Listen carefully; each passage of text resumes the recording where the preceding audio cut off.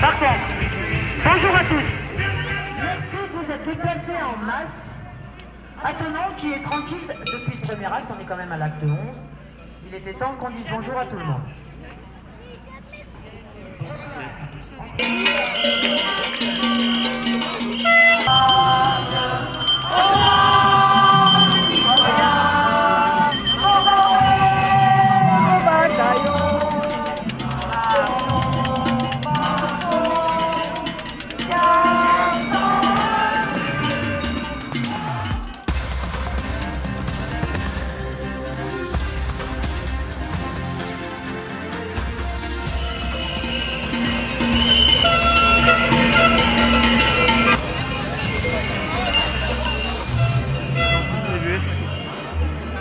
Je vous en prendre un alors.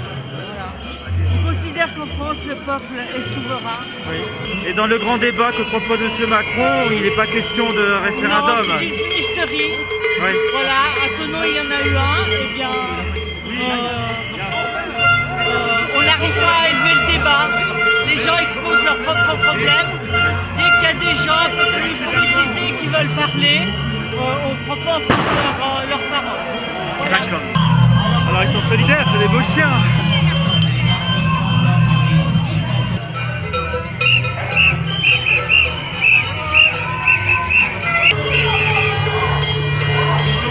Disons qu'ils ont les flashballs et que... On a vu ça, il en avait alors que c'est pas utile ici. C'est pas utile et puis et ça fait mal aussi, ça fait des blessés.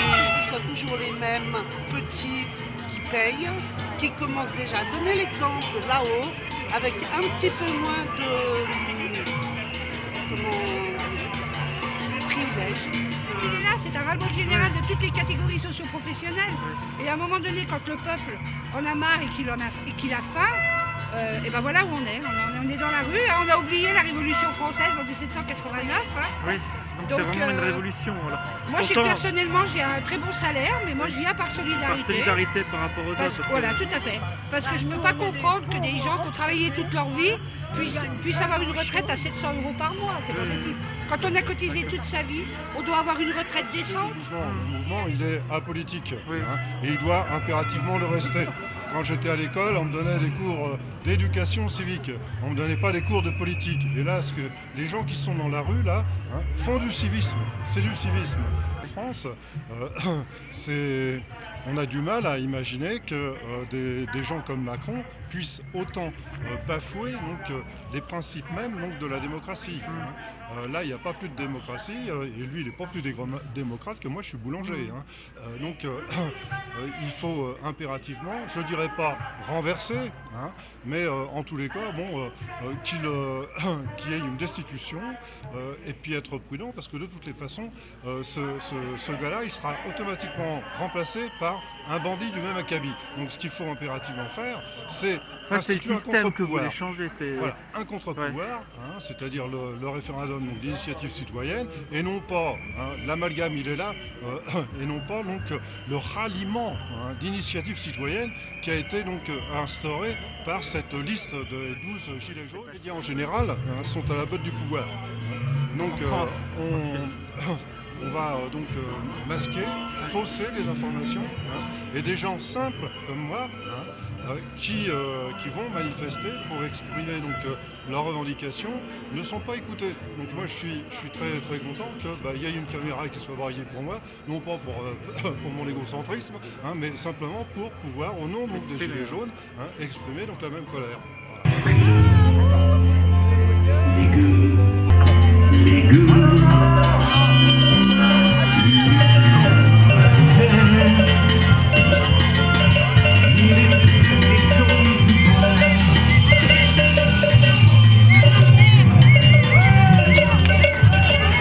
Vous avez mis plusieurs slogans, stop à la corruption dans notre pays, par exemple. Oui, Stop à la on va dire un peu corruption, stop à tout ce pillage fiscal, et que toutes les grosses entreprises, les gros patrons profitent du travail des ouvriers de France. Toutes ces grosses sociétés qui nous font travailler mais qui ne nous payent pas suffisamment, mais qui eux ne payent pas d'impôts. Alors que nous, il nous reste rien à pas de mois ou pas de justice en fait, voyez-vous. Si on prend l'ex-président de Renault là, qui se trouve en prison au Japon. Bon, je suis convaincu que si c'était en France, il aurait déjà été libéré. Voyez-vous? Donc on n'a pas de justice Ce qui sociale. est très étonnant, c'est que justement on est à côté des finances publiques. Oui. Il n'y a aucune enquête de l'État français sur l'état de ses déclarations, de ses impôts. Et non, en plus, parce que la France est majorité des gens qui nous gouvernent sont déjà, je dis pas la totalité, mais une très grande partie, ce sont déjà des gens qui ont trempé dans pas mal de combines. Malheureusement, il n'y a pas d'enquête qui se fait parce qu'ils sont soutenus par les pouvoirs, par tout ce qui contrôle notre pays. D'accord. Et donc ça serait un moyen, selon vous, d'obtenir... Pardon. Ça pourrait aider, et ça pourrait facilement rendre un peu plus de justice. Voilà. Alors c'est pas dans les propositions de M. Macron dans le grand débat. Absolument Il a déjà pas. guidé. Absolument pas. Voilà. Le grand débat de Macron ne sert qu'à nous enfumer, comme on dit, et à faire croire qu'on va se libérer en disant ce qu'on a envie. Mais en fait, il va tenir compte de rien. Alors je t'explique.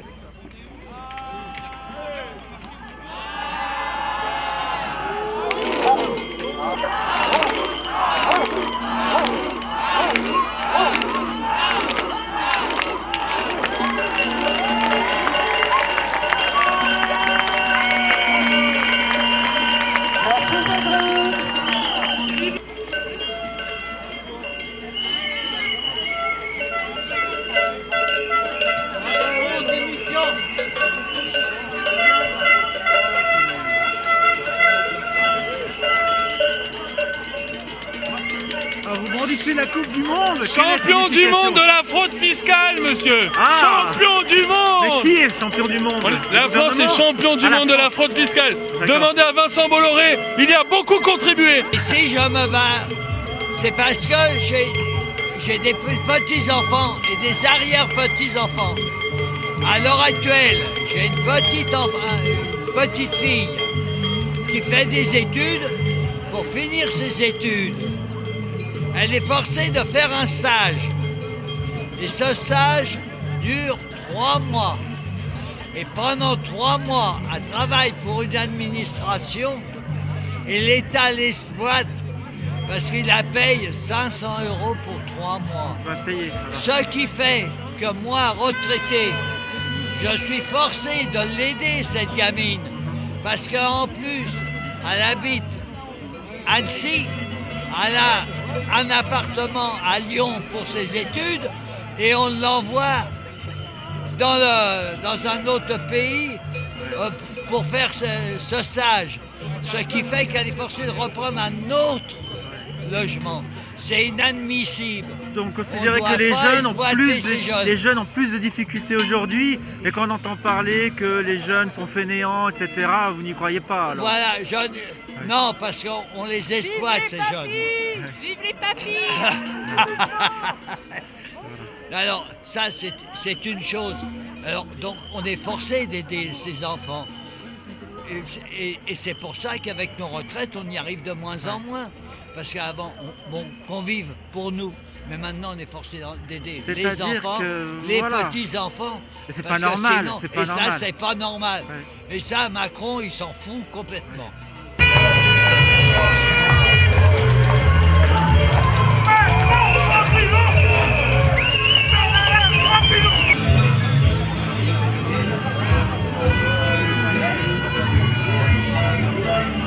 Je vous invite à faire une valse. Parce que celle-là, elle a fait le tour du monde.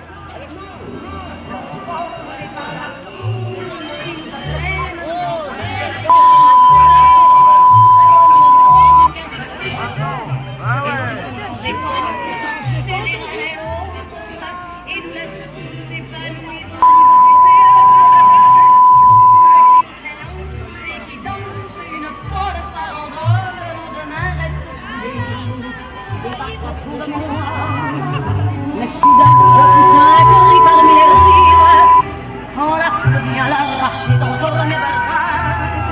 Ma voix s'étouffe dans le rire d'irrésoudre, et je crie de douleur, et traîné par la foule qui s'élance. On est du groupe Gilets jaunes Résistance Annemasse sur Facebook. Et donc là, on est en manifestation depuis tout à l'heure. Vous voyez, on n'est pas 20 comme certains BFM, etc. le disent. Je ne peux pas vous citer combien on est exactement, mais on a besoin de monde, on a besoin que les gens à Annemasse bougent, parce qu'on a essayé de faire bouger des gens. On a besoin que tout le monde bouge, parce que ce qui se passe, c'est grave. Les gens ne se rendent pas compte. On a tous notre petit chez-soi, on a tous notre chauffage, on a tout ça. Mais, c'est sûr, on n'est pas en Somalie, hein, mais on est en train d'essayer de stopper notre démocratie. On veut le RIC, on veut à peu près la même chose qu'en Suisse, puisque monsieur est au courant, et Suisse, ça marche très bien. Après, on essaie de nous dire, ça ne marchera pas parce que c'est plus petit, c'est plus grand, etc. C'est faux. Vous avez fait des manifestations locales sur Annecy, sur Voilà, Thonon. sur Annecy. Régional, j'ai été régional, mais on n'a pas été à Paris. Oui. Et il y a eu beaucoup de blessés. On connaît des gens Vous qui ont êtes été. en relation avec d'autres groupes, par exemple dans l'Ain, il y a Bellegarde, il y a des choses, vous essayez aussi de monter des choses. Oui, on est en relation avec des groupes, justement, on essaye de monter des choses ensemble. Il y a un ami qui a été à Paris, à Paris, ils y sont allés pacifiquement, hein. Oui. Il y avait des grands-mères, tout ce que vous voulez, et en fait ils se sont fait nasser dans plusieurs rues, ils ne pouvaient ni sortir d'un côté ni de l'autre. Les violentés. Et du coup en fait ils ont été nassés, gazés. En fait avec des gens asthmatiques, ils s'en fichent. Hein.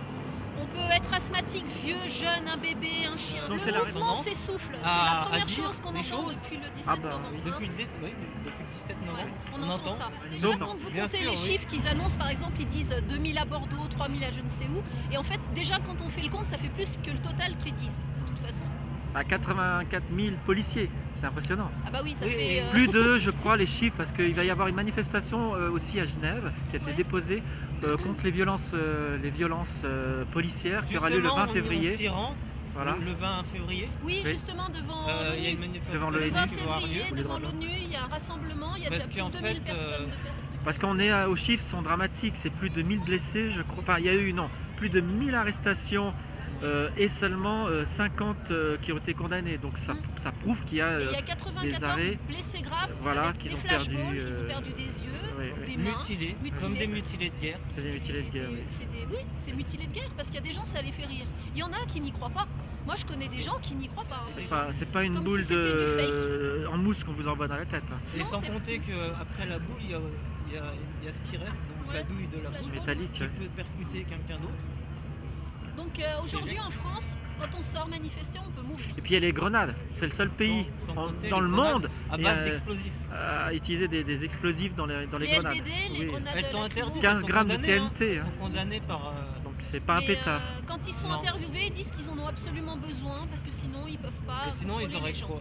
Voilà ce qu'ils disent. Alors que dans les autres pays, ils arrivent bien à contrôler les manifestants. On voit en Angleterre, les policiers sont pas armés et canalisent.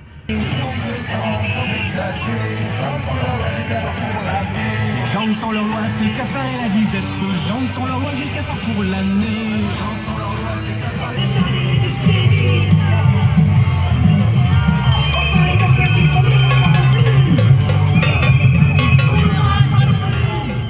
Ou les usines qui déversent dans notre cher lac Léman, il va falloir que ça change. Et moi je pense que... Ah bah si, on nous regarde. Bonjour monsieur. Et je crois que le gilet, il veut, lui, qu'on recommence à cultiver local, plus local, à partager. Et je pense que c'est comme ça que doit naître l'écologie citoyenne, marché local. Ça vaut une fortune pour l'instant et il faut que ça change, c'est pas normal. Faire venir la nourriture de base par bateau, par avion, par camion, ça pollue, c'est pas possible. La vallée de la Maurienne, la Tarentaise, ils sont bien placés pour en parler, les pauvres. Il va falloir que ça change. Donc je sais que le gilet, c'est une de ses revendications principales. C'est la nouvelle écologie, la nouvelle éducation de nos enfants à consommer local. Allez voir les petits agriculteurs pour les patates. Pour tout ça, ils nous attendent. Les petits maraîchers, ils sont là. Et c'est comme ça qu'on va arrêter d'abord les multinationales, on va leur couper les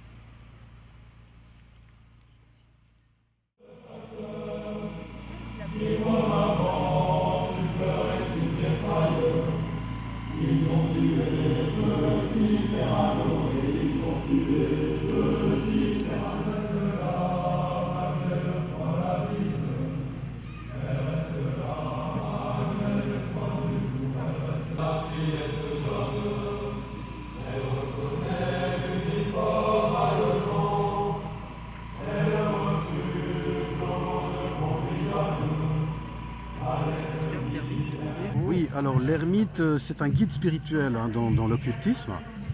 Donc il tient cette lampe et il dirige les masses.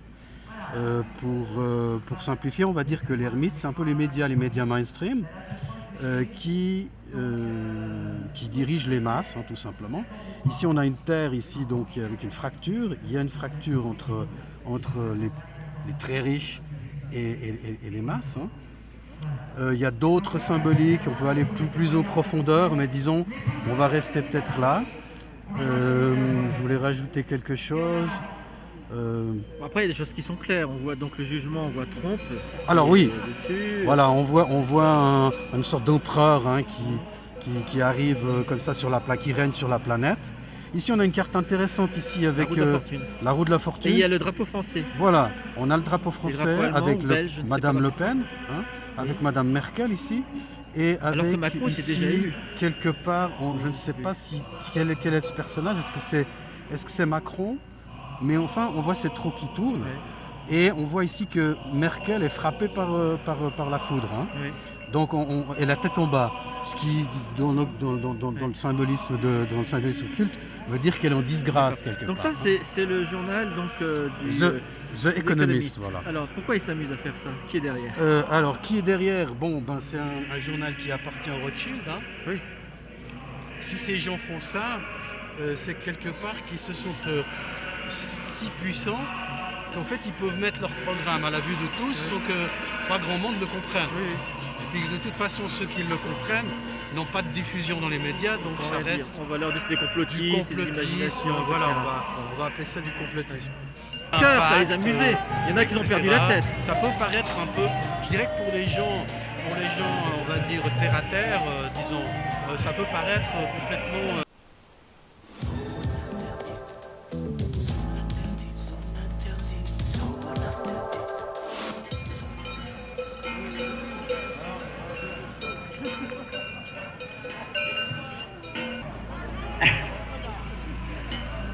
Alors on est dans la mairie, c'est quand même une institution.